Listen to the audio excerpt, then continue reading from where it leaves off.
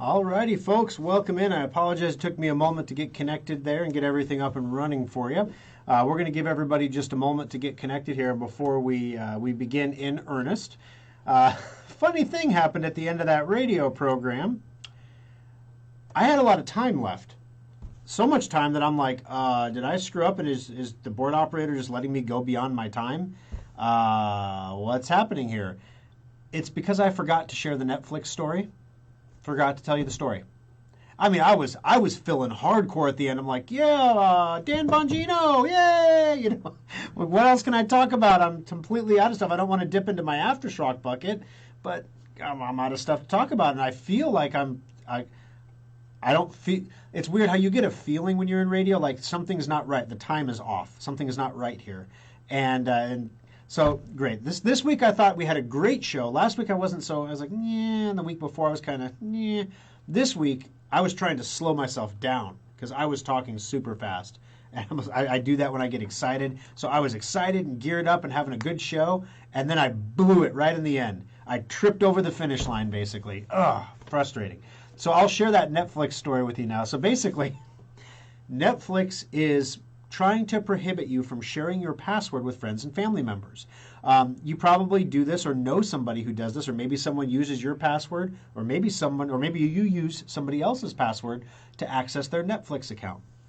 And when you go into Netflix, you can watch, unlimited shows, whatever else, and you don't have to pay for it because it's pretty neat because somebody else is paying for it, or maybe you split with a friend, or however you do your streaming.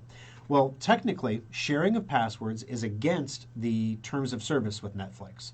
And they're walking a really fine line. They want to stop it because, of course, they want you to subscribe. They want the money. They want the added subscriber number.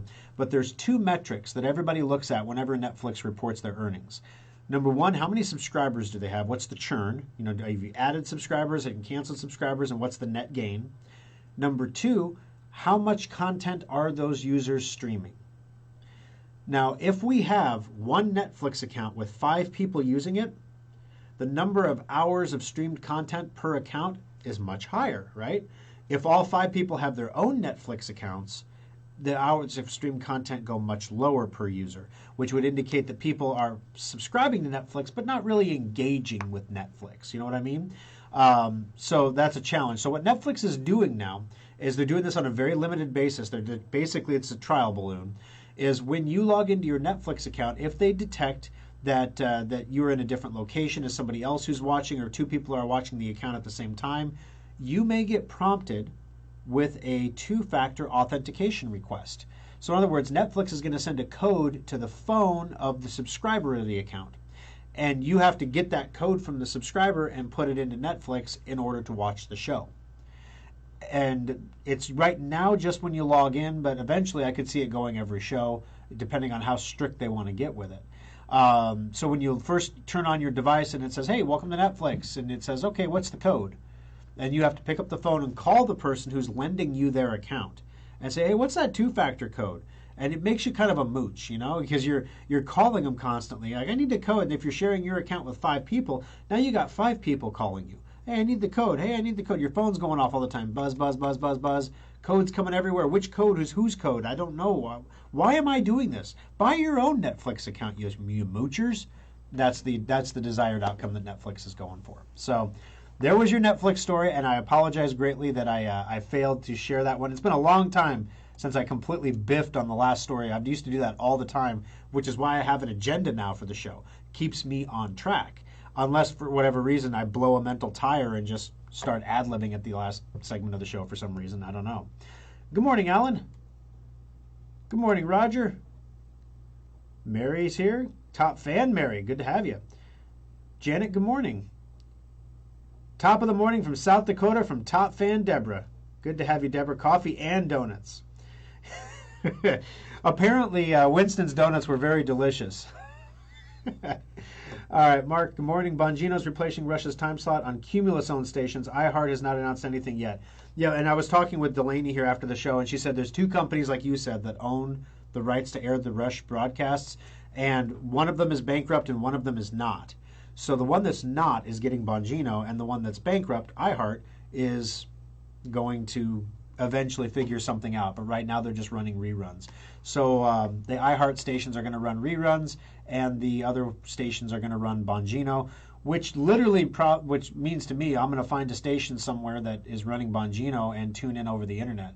And listen through their app on my phone hooked up to the car or something, because I want to hear. I've heard Bongino before, and he's good. He's real good. But I want to hear how he does this, because is he going to try to emulate Rush's format? I hope he doesn't. I hope he stays with what he's good at. I hope he stays with his format and remakes that spot into his spot, rather than trying to be to fill shoes that honestly no one is ever going to fill. So we'll see what he does. Maybe he'll have Rush's wife on the show as well. I don't know. I have no idea what's going to happen. Good morning, Richard.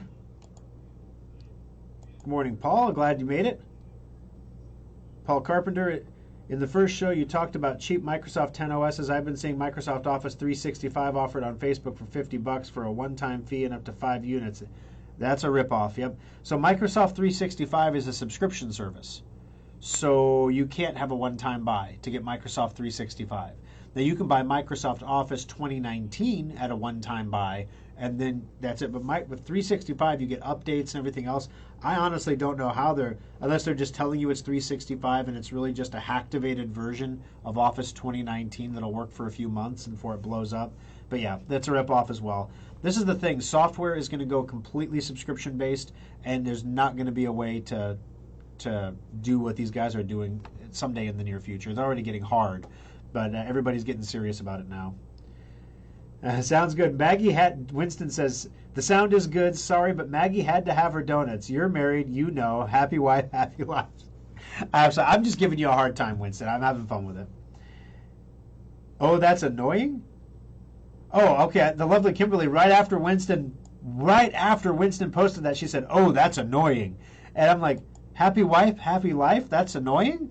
Uh-oh, Winston, you're in trouble. No, she meant Netflix. I don't share Netflix, but I don't want to put in a code. Well, see, that's the thing. What they're saying is, if you're not sharing your Netflix, if you're only logging in, for example, all of our stuff, for the most part, comes from one IP address. So it's pretty easy to see we're a household. And then when I've watched something from Netflix from my phone, they got the identifier from my phone and have associated it with that IP address. So if I'm on the road and I use my phone, it's a phone they've seen before associated with an account's IP address. So once you get enough data, guys, you can mine anything. So they'll figure out that this device is in California and has never been associated with the home IP address, and suddenly is logging into that home IP address's Netflix. Now, Netflix may try to build this as a security feature. Is your account compromised? Your account may be compromised. So enter a code over here, California person, and they have to call you to get the code. So you might start getting codes popping up on your phone. If you're not trying to log into Netflix, your account may be compromised. Please change your password. So that they may sell it as as for your security, kind of like all this. For the protection of us, for the protection of you and our employees, we're implementing the following measures to battle, and you're just like, okay. So anyway, I had to go to Walmart yesterday to pick up some celery. Has anybody gone in there and smelled that? You walk in the door and it just smells like that bug cleaner disinfectant smell. It's whatever disinfectant they're spraying on the shopping carts, and then when you get done, your hands smell like it. It's like when you go use the gas pump. I have a diesel truck now. You go use the gas pump, you take your hand off the pump. It doesn't matter how careful you are or how many fingers you use to touch that pump, your hand smells like diesel every time. I've never spilled a drop of diesel putting diesel into my truck. Never a drop. But I don't understand why the handle of the pump smells like diesel. You can't clean it, apparently. I don't know. They're supposedly wiping them down every day, right? What I love is when you go someplace and it's like, for your protection, we've implemented the following sanitization features, and then you go to use the touch screen and there's like kid slobber grime dried to it. You're just like, I wouldn't touch that normally. Nobody's cleaning anything like that anymore. Walmart's still spraying the carts though, that's for sure. All right, good to have you, Rick. Rick and Rick, two Ricks together, Mason and Korea. Good to have you. All right, good morning, Catherine. Top fan Loa Ann, well, thank you for joining us. I appreciate it. Cheryl and Rich in Council Bluffs. And Mitch is here too. Wow, the whole crew is here. James is here. Alan, iHeart is bankrupt. I think they've been bankrupt for like the last 20 years. I don't know if they're currently in a chapter whatever. I know Alpha Media in Lincoln, where the show is carried there on the Alpha Media stations. They're in chapter 11 right now. Let's see. I probably should be more careful when I say people are bankrupt if they're not. They did go bankrupt in 2018 with a bankruptcy plan. Let's see. Make sure. Yeah, they went bankrupt in March of 18. So I don't know if they're still moving through it or not, but they were bankrupt then. One of the things that's really scary about terrestrial radio, guys, is there's absolutely no money in it right now. Everybody is moving all their ad dollars to the internet, to Facebook, to Google Ads, things like that. Your radio station, when you're a business owner, radio station salespeople come to you to sell you airtime. And they're literally selling Google Ads when they come to sell us airtime. Same thing with the phone book salespeople. Nobody buys phone book ads anymore. That's stupid. Don't buy phone book ads. Nobody uses the phone book anymore. You can't even use it as a booster seat anymore because it's so thin because no one's in it because they don't put cell phones in it. So the white pages are thin because lots of people don't have phones. And then the yellow pages are thin because businesses figured that since people aren't using it for phones, no one's looking at it. And now it's kind of going the way of the dodo. But it's scary. It's hard for terrestrial radio stations to bring money in. And it's very hard for terrestrial radio stations to find reasonably priced talent, especially air talent. That's one of the reasons why one of the first things that gets cut is your favorite host off of a radio show, because they're the people making the money. If you're going to cut a budget, you can cut 5 part-time backroom people, or you can cut 1 radio host and get the same result. The problem is that people listen to radio programs for the air talent. And they're trying to nationalize. There's lots of different moves, like we can have national hosts, things like that. There are companies that do like your favorite music stations. A lot of them are not DJ'd by live people. So in other words, there are people that sit in cubicles in Colorado, and they're like, okay, today I'm doing the entire day of DJing for this one radio station. I'm not listening to the music, but I'm like literally saying, and the next song coming up is this, right? And I'm building their sets and everything and talking in there, and then I send that out, and I can do the DJing for 5 radio stations a day that way. So instead of a radio station having 5 human beings standing in a studio taking live calls and doing things, they can have one person in a cubicle in Colorado faking it, making it sound real, and then it sounds great in the studio. And this radio stations get to save a ton of cash. A lot of legacy costs. This building is huge that I'm in right now. A lot of offices. I don't know if they're all occupied or not. A lot of space, a lot more space than is really needed for a modern newsroom. Just big spaces. Remodeling required. Investments in infrastructure required. They just put a new board in the studio in here, and it's amazing. They needed it since like 1974, I think. It's just tough because there's no disposable income budget for radio stations to do anything. And then if you want to get great content like Rush Limbaugh, you're going to pay through the nose for it. Now the problem is you've got Dan Bongino coming in, who's, I'm telling you guys, he's good. He's going to do well. But Dan Bongino's coming in, and he's an unproven asset. The first thing I would do if I was a radio station is I'm going to say, let me get this straight. You're taking the king of talk radio, who is undergirding all of our budgets by selling ads during his show, and you're going to replace him with this internet podcast guy? And you expect me to pay the same price I was paying for Rush? No. You guys, we pay for our airtime here at the station. You know what we said when we came back to negotiation a couple months ago? You don't have football anymore, and now you don't have Rush anymore. At the time, he hadn't passed yet, but it was just a matter of time. Everybody knew that. So you're not going to have Rush anymore. Why are people going to listen to your radio station? Why should we pay you the dollars that we're paying you when your product is not what it was when we started? And they agreed and gave us a price break. So, why would, if as a station now, looking at it from their perspective, why would I pay the parent company that's broadcasting Bongino the same dollars I was paying for Rush? You wouldn't. You're going to strike new deals and new arrangements and things like that. So budgets are shifting. Things are happening. It takes a little bit of time. I'm sure eventually iHeart will pick up Bongino. It's just a matter of negotiating a price, especially if he launches and the listenership isn't good right off the bat. which a lot of times it takes 13 weeks in radio to really start to build an audience. That's just the start. We aired our show in Des Moines for 2 years before we opened a service center to make sure we had an audience that we could see on the books. So it's pretty, yeah, so I guess I should qualify. iHeart went bankrupt in 2018. 2018. All right. Bongino is good, but no one can ever replace Rush. That's true. That's true. I agree 100%. But he's very similar to Rush in his style. Oh, he did. Lovely Kimberly says it's going to be just like his podcast. That's good. That's good that he's doing his thing. All right. My mother-in-law sends me a kiss. I just want everyone to know that Kathy Rice is my mother-in-law, and my wife doesn't have to worry about this Kathy Rice chick blowing me kisses on the radio show. It's legit. She can do that. She's got rights. So deep in the weeds question. My older home-built gaming machine is stuck in some kind of boot loop. The postcodes on the motherboard get up to 50%, and then it tries to reboot. All right, so question.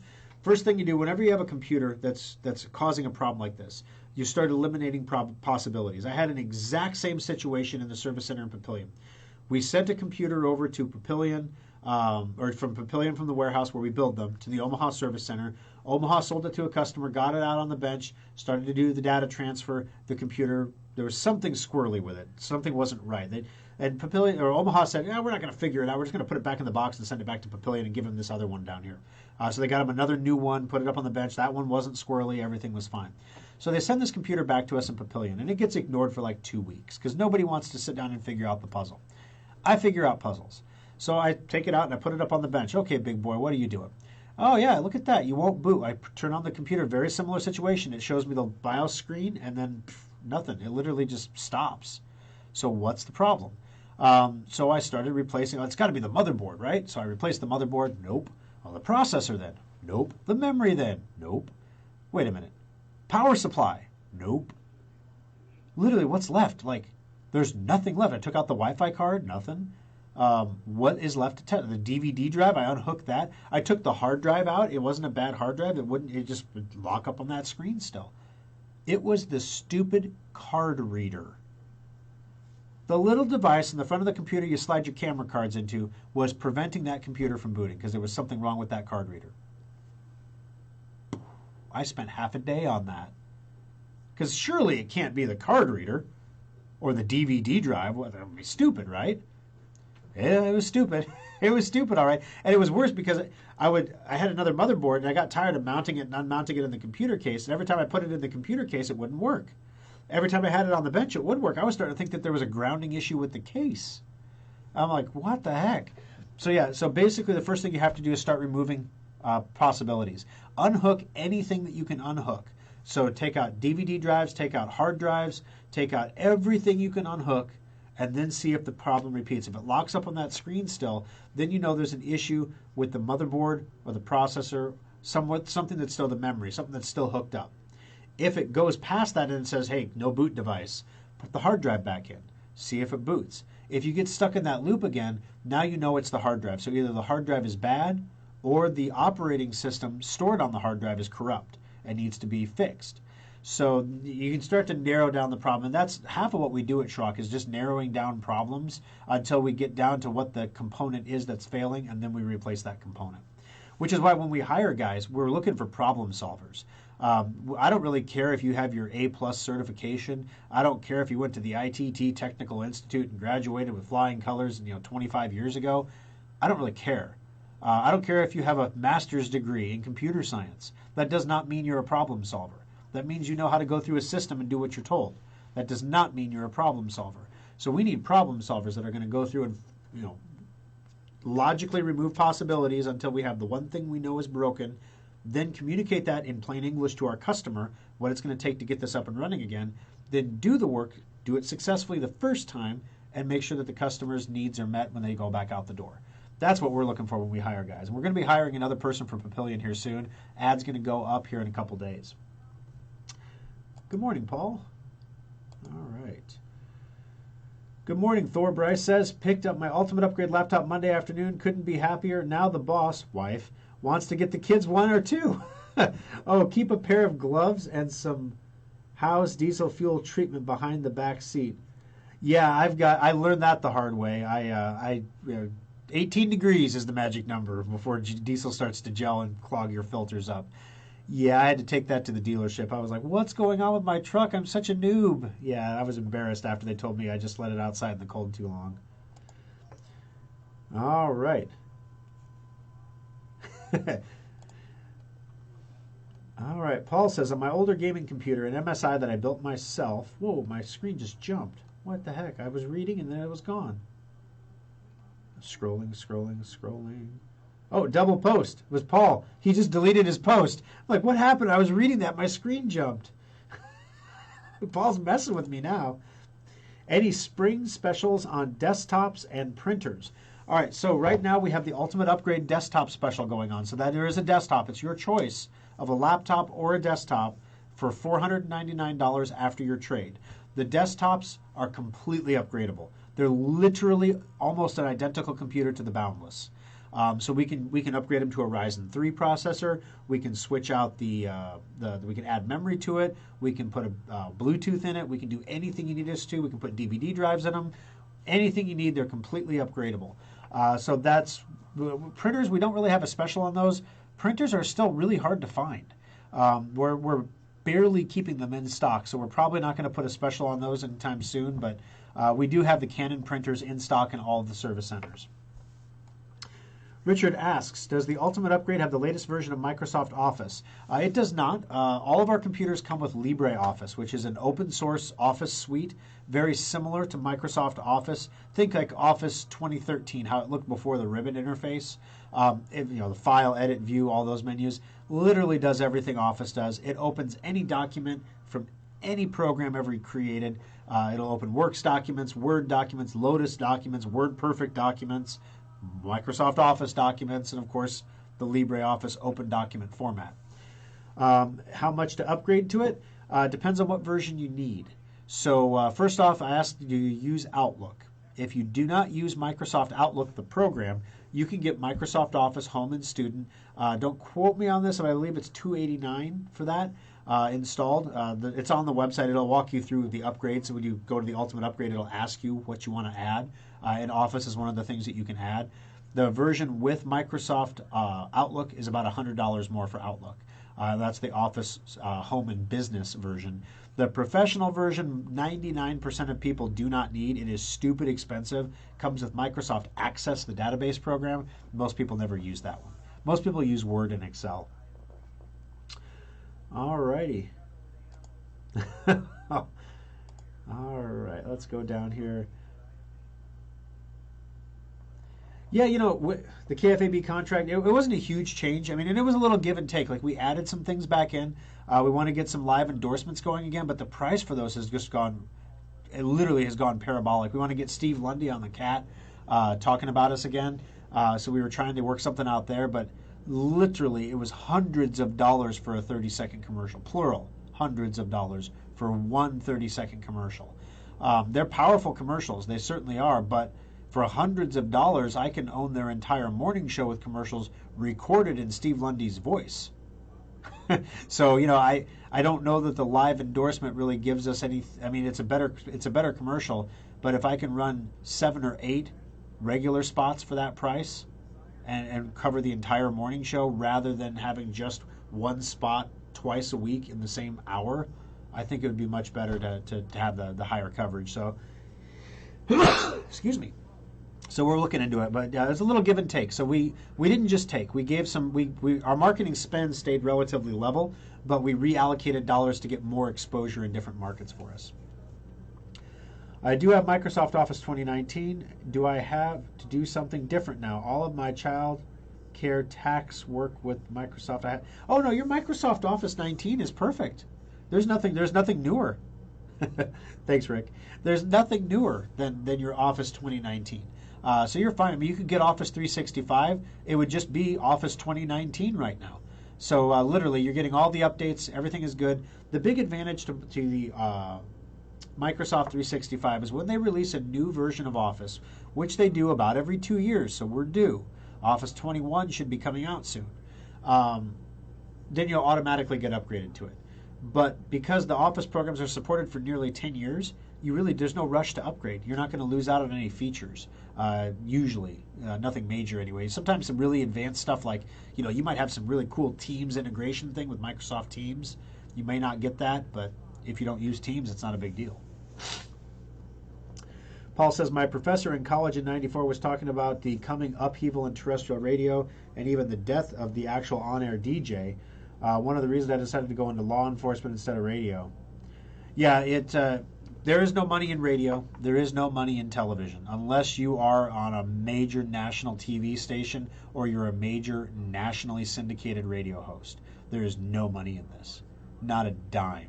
If your children are going into broadcast journalism, I hope they're going in the backside, like they're going to be a camera operator or a broadcast engineer or something like that, because from the talent side, people in radio and TV don't make a lot of money. I know people who are actively doing, I don't want to say who they are, but people who if I said their names, you would know them from the 6 o'clock hour. Let's put it that way.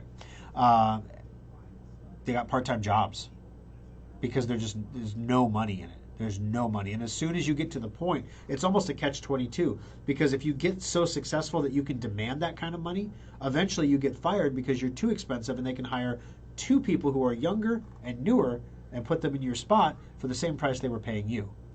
And eventually it happens. So it's not a fun business to be in, for sure. I've thought a lot of times maybe down the road in life at some point after I retire, I could do radio as a hobby. Because it wouldn't be a living, but I could do it as a hobby. Now, there are guys, like Gary here on KFAB. There are guys that are able to make a career out of it, but they're doing so much more than what you hear on the radio. You hear them for an hour, 3 hours a day, and you think that that's what they do. They spend the rest of their life preparing for their show. That's not it. They're doing live remotes. They're going on site to customers' places. They're attending all the meetings, the management meetings. They're organizing the people. They're hiring, firing, making sure that different content is getting produced, making sure that there's compliance with all the edicts coming down from corporate headquarters about how many social media posts you're supposed to have per day and what kind of content they are and all that craziness. So there's a lot that goes on behind the scenes that you never see, aside from what you hear on the radio. All right. Do you get to do your show from the penthouse studio at KFAB? Yes, I am in the KFAB studio. Right behind my screen here is that big old KFAB banner. In fact, I'm going to probably ruin my camera by doing this, but I don't know if you can see right there. KFAB, it's right there. All right, now since there's a delay, I'm going to put this back on me, and it'll probably be crooked for like 5 seconds or 10 seconds while I'm talking. So anyway, crypto. Let's see where Bitcoin's at right now. Bitcoin is currently, let's turn the lights on at home. Oops, wrong app. Sorry, hon. Bitcoin, yay, KFAB, it worked, is at 57,000, down 4% in the last 24 hours. So basically, guys, there's a big thing going on. I want to talk to you about something that's a little weird. And maybe I'm being a curmudgeon. Maybe I am like getting too old to understand all these newfangled things. But have you heard of NFTs? Non-fungible tokens. So an NFT is a digital statement of ownership of a specific thing, like a piece of art. So the concept here is, if an artist makes a painting, you can create a crypto token, basically, that says this represents the ownership of that painting. And then that crypto token is purchased, in theory, by the person who purchases the artwork. So now I own the artwork and the crypto token. And so if somebody else makes a fraudulent piece of art, you can go online and look at the blockchain and see who owns the real one and see that they still own it. You can say that one's fake because I know this guy's got the real painting. So that's the non-fungible token. That was the concept behind it. But now it's going completely bonkers. Pizza Hut just sold a non-fungible token for a slice of pizza, because they say no world should exist without pizza, especially our deep dish. It's just a marketing stunt, right? I considered creating it's easy to do, it's cheap. I said actually create a non-fungible tokens for our computers, right? So this is your non-fungible token for your modular computer. And no one would know what the heck I was talking about, but I would get probably some coverage in the news for selling non-fungible tokens. The thing about the NFTs, some of them are a little bit more legitimate than others, I guess. For example, Elon's been selling non-fungible tokens for thousands and thousands of dollars. The NBA is taking clips of NBA moments, like Michael Jordan slam dunking with his tongue hanging out, and saying that moment is represented by this non-fungible token, and you can purchase it. And they're selling for tens of thousands of dollars. So, number one, it strikes me as the challenge that people have. Who owns art? In an environment where art can be so readily and easily reproduced as to be free. Who owns the art? So what's the benefit of these non-fungible tokens? Like when you're taking a clip of an NBA slam dunk and making it into an NFT and selling it to someone for $28,000, why is that special? Like, could you clip the clip like 10 seconds later and have another NFT? Could you create two NFTs for the same moment? And there's some elements of the blockchain people will say that you can't do that because people would know. Well, yeah, people would know, but would people care? So all the stimulus checks are hitting, guys. And I'm seeing articles online about food issues, food shortages, especially in third world emerging countries, because the cost of food is going up. That is eventually it's coming back home to the farmers in Nebraska and Iowa, where when you grow crops, you're going to get more for your crops because the prices have gone up for the food items. So the prices for your component ingredients can go up. So you make more money as a farmer and you're doing good. So you're buying new equipment, you're doing things, and you find out all the prices of new equipment have gone up. I mean, it's classic inflation, right? Just like right now. There's someone in our neighborhood who's selling a house half the size of our house, with the same number of bedrooms, the same number of bathrooms, and it's half the size, so they've got to be tiny. And they want as much as I think our house is going to appraise at. We're refinancing it. They're asking as much as what we're probably going to get appraised for. It's stupid. Like, we're like, if we sold our house right now, we would be in the top 10% of people in the country. Because we would have all this money. But then, of course, you have to find a place to live. Where are you going to live?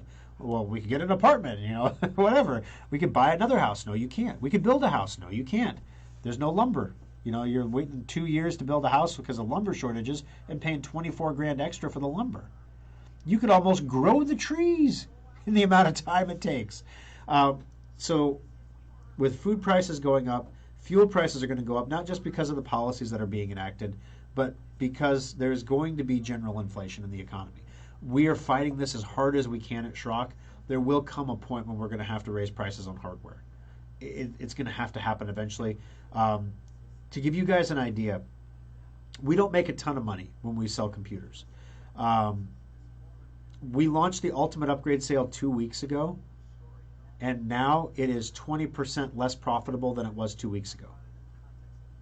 So 20% of not a lot is 80% remaining of not a lot. We're not making a ton of money, which is why we're like, hey, please grab the backup option. It's something you genuinely need, and it really helps make this sale worthwhile for us. Because that extra, what I'm saying here, when I'm telling you buy the $50 add-on for us, please, because it makes it worthwhile to sell the computer. You can read between the lines there of how much money we're making selling these Ultimate Upgrades, guys. But it's a sale that everybody loves. And it's a way for us to get customers introduced to the modular concept and the solid-state laptop. It's a way to get customers into the ecosystem that Schrock provides, where then eventually we're going to be handling your security. Maybe not right away. Maybe you've got your Norton LifeLock or your WebRoot, or maybe your PC Cillin. Come on. Well, eventually we'll hopefully bring you into the fold. You'll get infected, you'll bring it to us, it got infected, and we'll fix it and tell you why it got infected. And we have the opportunity then to remarket. So there's a legitimate reason for doing the sale, even when we don't make a lot of money doing it. But with that said, what we're experiencing is not unique. I told in the radio show, I kind of offhanded mentioned a story about fixing a freezer. That's a real story, guys. Call your appliance repair person. They can't get parts. Call, if you try to go buy a new car, Ford can't finish their trucks because they can't get parts. This is a real problem. And it's interesting because you'd think by now it would start to norm out a little bit, right? Production has been back on, but there's been a lot of demand, a lot of stimulus has been going, a lot of people buying electronics. So I understand the inflation in electronics, but the shipping costs are also ridiculous. We just got our new modular storage devices and our card readers. We had our own card. Since apparently card readers prevent computers from booting, we're going to make our own. Now, what actually happened was I was getting quantity limited on the number of card readers that I could order. So literally every single day I have to check and say, it was like I was getting rationing coupons for card readers. And every Venture has one, and every Endeavor has one. And the Endeavor is the most popular computer that we build from a desktop perspective. We need like 10 a week. And they're telling me I can only have 4 a week. So, of course, I'm ordering from here and ordering from there, and some people charge $1 more, some people charge $1 less.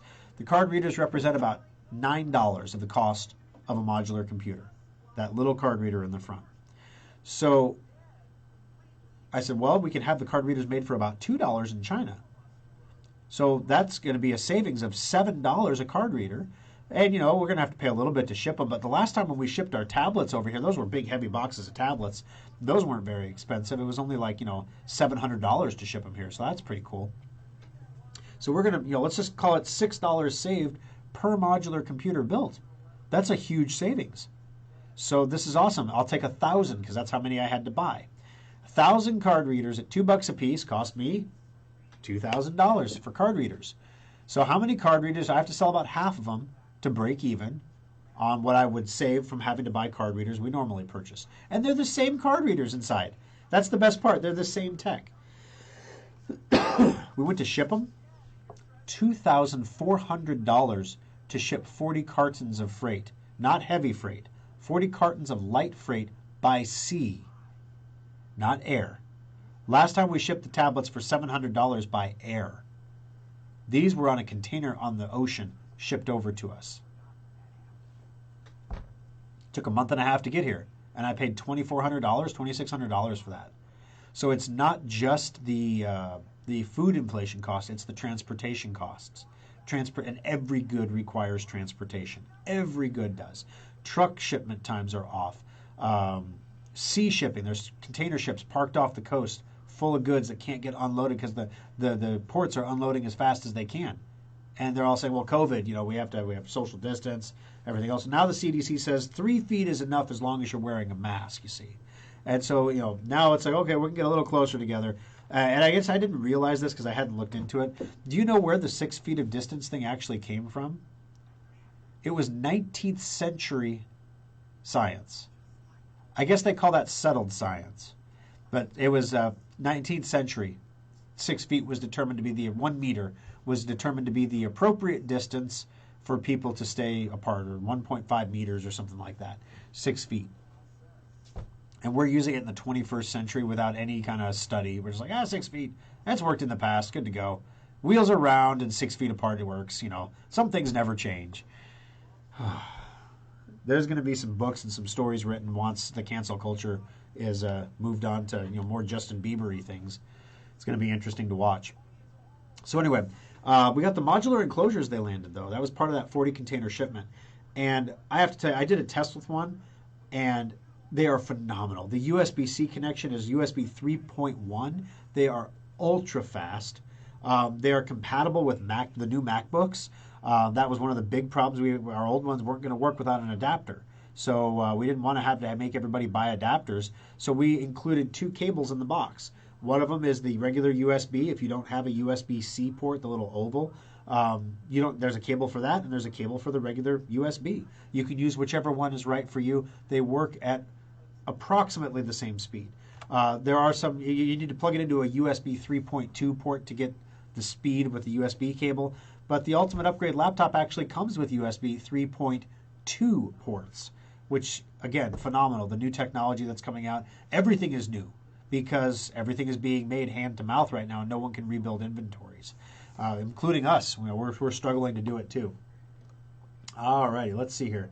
Back to comments. Okay. Here we go. KJ, Lincoln Walmart South 27th doesn't smell, but they got rid of all checkout lanes but one, all self-service now. I've heard this too about a Walmart. People in Papillion, in the Papillion Facebook group, were freaking out about it. In Papillion, they only got rid of the cashiers at night. So there's one manned cashier station in the evening, and the rest are all auto. But during the day, they have cashiers still. So, yeah, I don't know. I hear what you're saying. Walmart is a discount grocery store, though. That you're not going there for the service, if you know what I mean. You're going there for the price.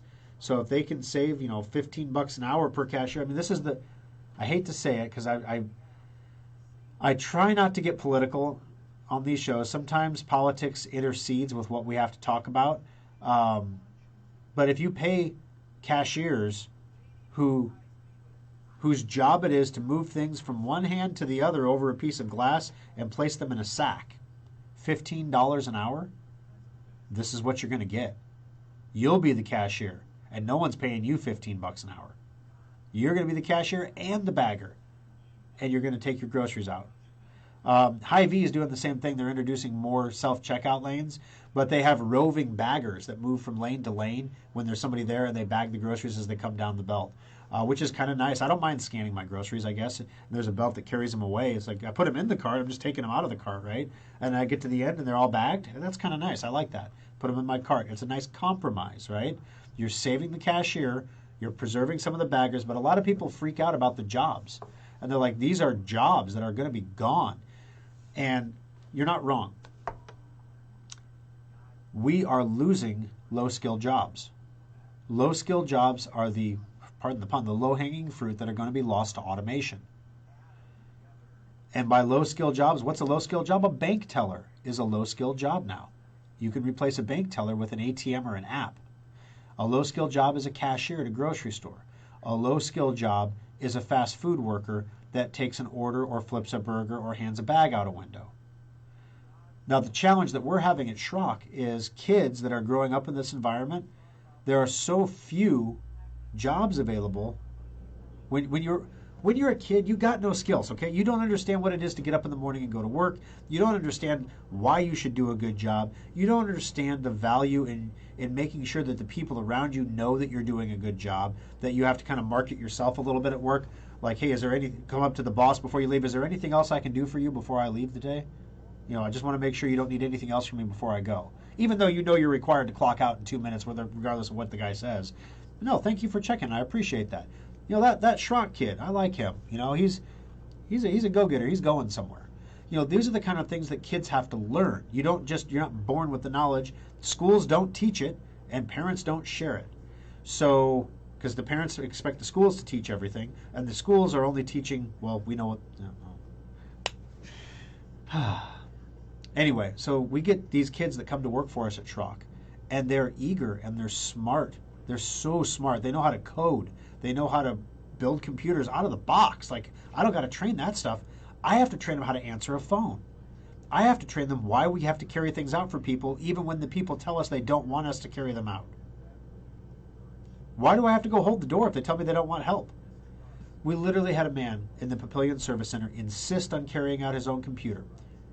I thought it was going to be a little difficult for him to manage carrying a desktop computer while he negotiated his walker. That might have been a situation where I just picked up the computer, didn't offer to carry it out, and just started walking him to the door. We're going to walk to the door now, and then we're going to go out. He literally nearly fell outside. He stumbled, kind of slumped a little. His wife caught him. He stood back up again and kept walking. Reminded me of my father in his final years. It was scary to watch. And I grabbed Trenton and I said, this right here, this is why we don't ask, we don't offer. We literally pick up the computer and start walking the customer to the door when we're done. Because customers, when the little girl behind the counter, some of our front desks are just tiny little girls, they're like, would you like me to carry that out for you, sir? And the guy's like, no, young lady, I've Holy sweet Mother of Mary, I got it. I'm going to back through the door now. Have a great day. Hernia. And then you pick up the computer and carry it to the door. And if you can't pick it up, grab one of the guys in the back and they'll pick it up and carry it to the door. Don't ask, just do it. Because it alleviates the embarrassment. It's just good service, and nobody trips and falls outside trying to haul their computer on top of their walker. Okay, good stuff. So yeah, they can't get low skill people right now are having a difficult time finding jobs. The border crisis is out of control, and the people that are coming across the border are not high skill employees. I'm not being disparaging. I'm not being racist. I'm just being honest that you don't have people with MBAs crossing the border, with coyotes. They come in legally. Like Alfonso, the guy that runs my Schrock Interactive, my director of Schrock Interactive, who is responsible for organizing and building all the technology that makes our company run, the web tech. He's an immigrant. Came from Venezuela. He loves Venezuela. He feels terrible at what's happened to Venezuela. He laments about it. When there's news on Venezuela, we talk about it. And, it is what it is. But he's an American now. And his children are Americans now. That's the way it's supposed to work, right? He is providing a very valuable skill set that we need. We are providing him with a substantial income that his family uses to buy nice things and buy a house and buy cars and put their kids in clothes and everything else and feed the family. This is how the system is supposed to work, right? When I'm driving to work in the morning, there's a new apartment building going up in my neighborhood. There are people literally standing on the street corner, parking cars. I can't even pull out to the intersection. They're waving me around. They're waiting for someone to come tell them where to go to work. And I won't make any generalizations here about it. But it strikes me that there's such a surplus of, I guess you could call them unskilled or skilled. They're construction guys, right? I mean, they have some skills. Low skill, I won't say unskilled, but low skill or a specialized skill maybe. That there's so many of them that they just stand around and wait to be picked up. Here's the thing. I'm not against immigration. I know Don Bacon was on KFAB here. He's a representative from Nebraska, for those of you in Iowa listening. Delicious Don Bacon. He was on, and he said he was in support of a path to citizenship. And literally, Delaney, my board rep, was like, I was getting people screaming at me on the phone. She goes, I'm not the one saying it. It's Don Bacon. And, it occurs to me that looking into the future, the birth rate is so low in America that we need immigrants. We desperately need immigrants. We need as many as we can get. But we need the right skill sets, right? It's 30 years from now, guys, we're going to be in a world where countries are literally bidding for immigrants, welcoming them with open arms. Please come to our country. We need you to be consumers. We need you to support our tax base. We need this because as the boomer generation moves on, there's not enough people to fill those spots. So we're trying to automate our way out of it. And then we lament automation like the checkers at Walmart. It's hard, but things are changing. Okay. Does the Ultimate Upgrade have the latest version? Scrolling. Sorry, I lost my place. I keep my passwords in Microsoft Access and lock that file in my OneDrive personal vault. Do you think that's secure, or do I need to rethink that? I can't fault you. It sounds like you're doing everything right. I guess if there was a OneDrive compromise or your vault password was compromised, that could be a problem because you'd get access to everything. But it's no different than storing your passwords with a password service. If they get compromised, there's a problem there. So no, I think that's fine, Alan. So it's a digital verification of authenticity? Yeah, non-fungible token is a digital verification of authenticity. But it's also ownership. So the thing that I don't get, that I'm having trouble wrapping my mind around is, if I buy that NFT of Michael Jordan slam dunking that ball, do I own that moment? Or does the NBA own that moment? Or does NBC own that moment? Who owns that moment? Who can take the video of that moment? Can I put that on my website? Can I sue anybody else that uses it? Am I buying that moment, or am I just buying this non-fungible token of that moment? Do I own a slice of pizza at Pizza Hut? Is it the same slice? Has it been there for years? Is it a fresh slice? This is what I don't understand. And maybe I'm being too granular about it. Maybe I need to read more, get educated. Yeah, Anne Rand would have some words to say about that. Yeah, Ronnie, for VPNs, I would recommend that you take a look at ExpressVPN. I'm going to put that right here for you. Take a look at ExpressVPN. It's the one that I use. It covers 5 devices. It's about $100 a year. Very secure, very good. Keep in mind, you may not be able to stream when you're running a VPN. Amazon Prime really does not like them. Okay, something to think about from the show. Watchdog on Wall Street explained why inflation is actually around 10%.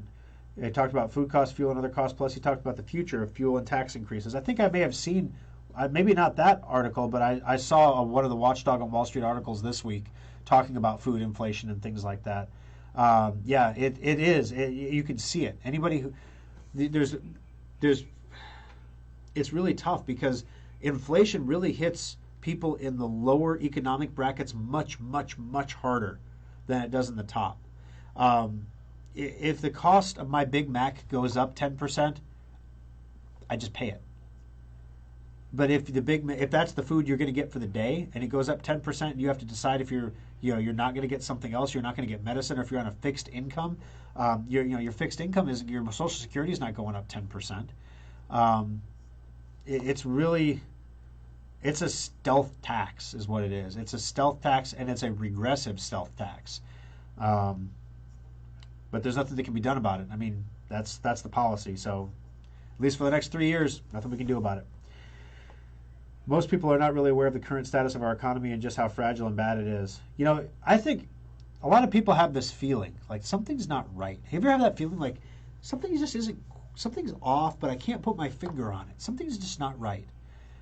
There's a lot of somethings that aren't right. And I think it was the Wolf article that I saw that said, what you're seeing now with money going into non-fungible tokens and money going into Bitcoin and money going into the stock market and money coming out of bonds, basically money is going anywhere it can go to find any kind of a return that beats inflation. And it's going to get increasingly stupid until it can't get any more stupid, and then there's going to be tears and gnashing of teeth and double-digit interest rates again, like the Volcker situation where he had to raise interest rates to double digits to get inflation under control in the Reagan years. So, there's a price to pay for this. And the national debt that we're racking up, I don't want to be that guy. The national debt, oh gosh. It was all right when Trump was spending it, but it's not okay now. I don't like it. Or it's okay when Reagan was spending it, but not now. But the national debt is literally out of control, and we have a group of politicians that believe that you can just print. And because we have the world's reserve currency, we can print as much as we want. No one has anything to say about it. But even within our own economic model, there are consequences for what we're doing. Did you notice that they didn't? For the pandemic, they reduced the capital requirements that banks are required to hold on their balance sheet to make sure that money was flowing during COVID. Well, now that expired, and the banks wanted them to renew it. This is one of the reasons the banks were way down on Thursday in the markets. They didn't renew it. So basically, the capital requirements, the amount of money that banks have to hold in reserve on their balance sheets, jumped back up again. Why would you want to have banks holding tons and tons of cash they can't use, spend, lend, or do anything with? Well, it reduces the velocity of money. And if you reduce the velocity of money, you can hopefully control inflation. Because you're printing all this money and you're spending all this money, but then the money gets stuck in a pool at a bank where no one can access it. So it's off our balance sheets, clean books over here, and these banks are just complying with the law, you see. But it's hopefully slowing inflation. That's the plan anyway. Okay. Yeah, Rand Paul did have a few words to say about Dr. Fauci the other day. My Galaxy 7 Edge cell, Winston says, is 6 years old. It's starting to run slower. Is it time to buy a new phone? It's starting to run slower, Winston, because the apps are getting more complex. So everything it's being asked to do is more complex. So yeah, it's probably time.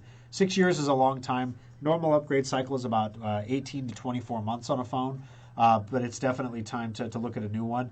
I would not grab the Note That's what I have here. It's not getting a refresh this year, I don't think. So the Galaxy line is definitely going to be good. And some of the newer Galaxies actually have S Pen compatibility too, which is kind of neat. Yeah, Richard, I didn't say it. You did. Let's see. Are you saying the terrorists coming over the border don't have NBAs? You know, here's the thing. I try to be a pragmatist, right? We don't know who's coming over the border. Are there bad people mixed in that group? Oh, you better believe there are. Just law of averages, there has to be, right? And are there good people, innocent people who are trying to like find a better life for their family? If I was in Ecuador and I heard Joe Biden say that I could come to America and just come across the border, what kind of an idiot wouldn't do that? I mean, can you see what I'm saying? Like, if that was me, I would be going there. I'd be like, okay, what do I have to do to go? And so maybe you go start asking your friends, and they say, well, I know a guy. And then that guy says, yeah, I know, I can get you over there. It cost you this much money. So you scrape all your money together, and you give it to the guy, the coyote, and he gets you across the border.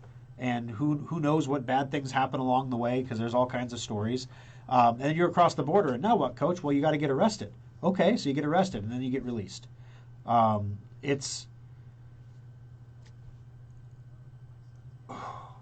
It's uncontrolled, and that's the problem. It's uncontrolled, and I'm not gonna go any further into it than that, because that's traveling into political land, and I'm not running for anything. There's no need for me to tick a bunch of people off. All right. Is it worth it to do a clean install of Windows 10 on a new laptop? On the new laptop, when you do the clean install of Windows 10, Microsoft is going to download updates to you. And Microsoft has started pushing brand-specific updates. So, for example, we do a clean install on every new Asus we get. We remove all the pre-installed McAfee and the bloatware. We literally put a whole new hard drive in and clean install. Then when we do updates, Asus downloads the Asus registration utility through Microsoft.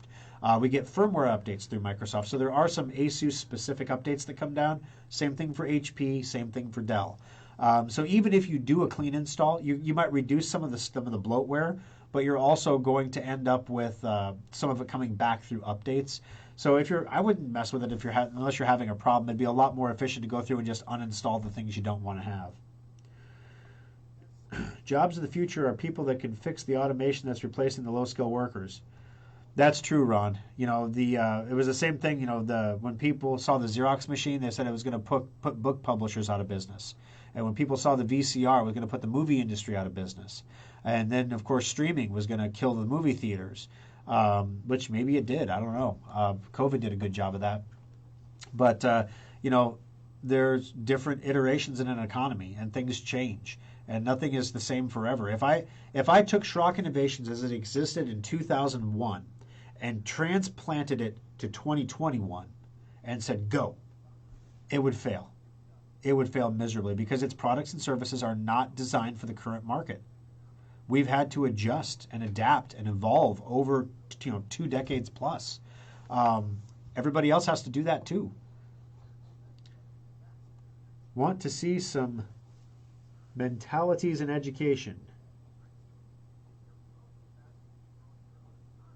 I'm not understanding what you're saying, Paul. Google the Schuler Public Schools principal on the Columbus Telegram. I'll take a look into it. I use Pure VPN, which is fast, but Amazon doesn't like. Yeah. What's not right? Illegitimate Biden falling down the stairs 3 times.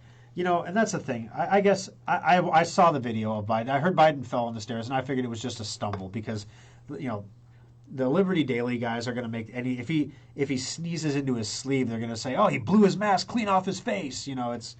So I figured, okay, he stumbled going up the stairs, right? And then I watched the video. No, he wiped out and bashed his shin on the stairs, and then got up and then limped into the airplane. Now, here's the thing. 70-year-old men fall. Right? It happens. Heck, I wiped out on the ice this year. I'm talking full-blown, feet up in the air, back of the head on the concrete, bam, on my back. My hip didn't feel right for a week. I wiped out. People fall. So, okay, he fell. Reagan went up the stairs many times and only touched the handrail occasionally. The thing that makes this a big deal is remember when Trump was walking down that ramp at the Navy Yard or something, and it was icing out, and the ramp was icy, and he grabbed the rail because he was kind of slipping, and everybody in the media went nuts about how he's frail, he's in poor health, basically he's on death's doorstep because he touched a hand railing. And then there's crickets when Biden falls up the stairs. So it goes back to the consistency. We're not telling anybody anything they don't know here. It goes back to consistency, although I am starting to see glimmers of daylight in press briefings where the media are finally like, come on, what the heck? What the heck's going on? When the president says that President Harris is behind him in the background here, and she's kind of just lurking in the background of his presidential address video, what is that? What does that mean? And what is the plan on the border? And then the press secretary accidentally calls it a crisis, what everybody else calls it.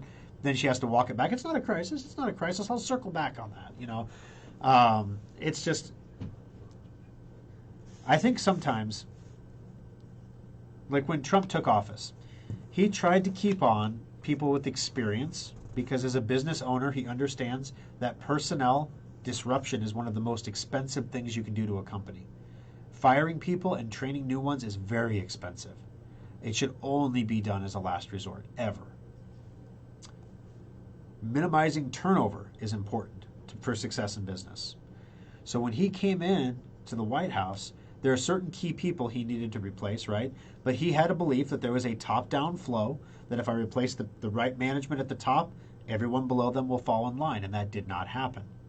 And he learned the hard lesson, the hard way, the same lesson that the Obamas already knew when they took the White House, that you have to purge. You have to fire everybody. They fired the White House cook when they took the White House. You got to fire everybody because you don't know who's loyal and who's not. They all got to go. And then you bring in your own people. If I was Donald Trump and if I was planning a run for president in 2024, what I would be spending considerable time right now doing is building lists of people that I want to employ once I get the job so that I can literally fire everybody and bring in people that have experience and know what they're doing. If you guys followed the news at all, you saw the China summit this week. What a grade A Charlie Foxtrot that was. It was bad because the Chinese expected a cordial environment when they came, but instead, before they landed, they got slapped with sanctions. Then they were basically told that we were going to talk about all the things they didn't want to talk about in a public environment. Then they responded by saying, the United States, don't misunderstand, you are not negotiating from a position of strength. So that's a threat in public. In the height of the Trump stuff, nothing like that. Nothing like that. Trump flying off the wall on things, nothing like that. The diplomats went and took care of the diplomatic stuff, and Trump basically was the unpredictable wild card at the top of the food chain, and the diplomats were like, let's just not tick him off, okay? Can we just help me help you? It was a negotiating tactic. But this is just amateur hour, and it'll get better. It'll get better. People learn. There's going to be a lot of lessons learned from this. Just like it did with Obama, it got better. The people who were running things, and I'm not saying got better like the policies got better. That's not what I'm saying. What I'm saying is the execution got better. The smoothness got better. It'll get better over the next 4 years. Right now, I'm not picking on the guys for having troubles. It just slows down the agenda, right? And there's some components of Joe Biden's agenda that I really don't agree with, that I think are going to do some harm to the economy, and that harms my business, and I don't like that. So, I do have some interest here.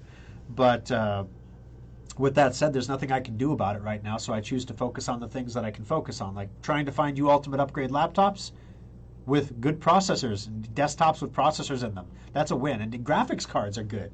Where can I find those? Literally, if I dig in the backyard deep enough, do I find graphics cards? Because I'm about to take a shovel because it's getting that hard. I want... This chip shortage is supposed to be over in 3 months, but it sure feels like it's getting worse. And I don't like that feeling. That feeling that something is wrong, it's under the surface, and you can't see it, but it's going to bite you, and we need to be prepared for it. So with that said, guys, please make sure you're taking care of your preventative maintenance checkups. please make sure you're coming in every 6 months to have your computers checked out so we can make sure there's nothing wrong with them. Because if they need a part, it's not just the appliance repair guys that are having trouble finding parts. If you need a part, we want to have plenty of lead time to get it. So make sure you're doing your preventative maintenance. Make sure you're taking care of your gear.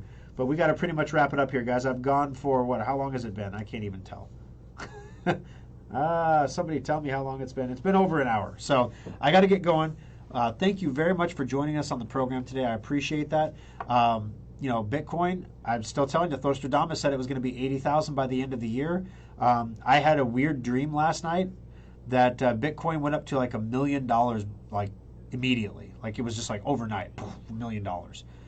And I think what's going to happen is when these other companies start filing their earnings reports and their 10K forms, you're going to see a lot of companies bought Bitcoin when the price dropped down before. And we just haven't seen it yet. And when we see that, the price of Bitcoin is going to jump again.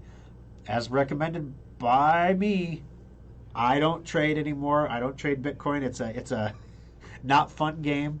Don't do it. I always lose.